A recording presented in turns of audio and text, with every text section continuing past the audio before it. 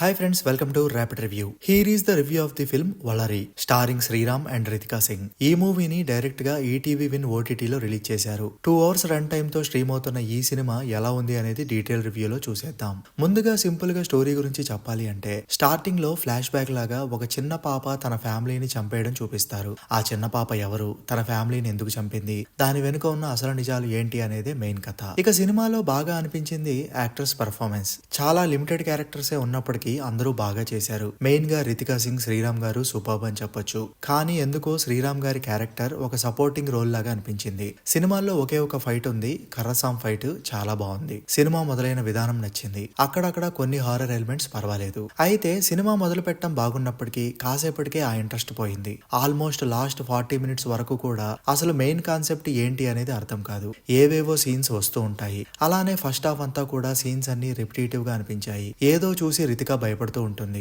అదే సీన్ ని first half మొత్తం డిఫరెంట్ సిచ్యువేషన్స్ లో చూపించారు. ఇది హారర్ మూవీ అనుకుని చూసేవారికి అంతగా నచ్చకపోవచ్చు.